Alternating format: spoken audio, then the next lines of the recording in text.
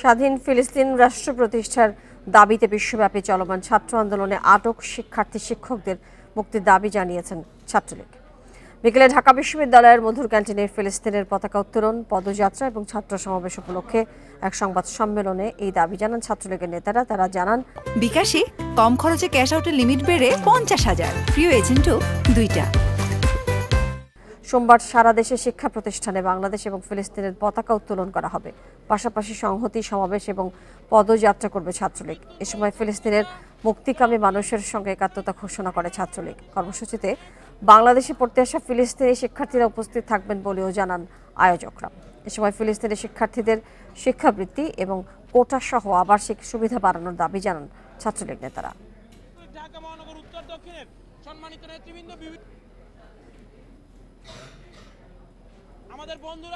প্যালেস্টাইনি ছাত্রদের জন্য স্কলারশিপ চালু করা হয় এবং আমাদের বাংলাদেশ সরকার প্যালেস্টাইনি ইস্যুতে যে রোল প্লে করে সেই সংবেদনশীল দৃষ্টিতে দেখে তাদের শিক্ষা ব্যবস্থা যেন নির্বিঘ্ন রাখা হয়, সেই ব্যাপারে যেন জোরালো পদক্ষেপ গ্রহণ করা হয়, সেই আহ্বান আমরা রাখছি।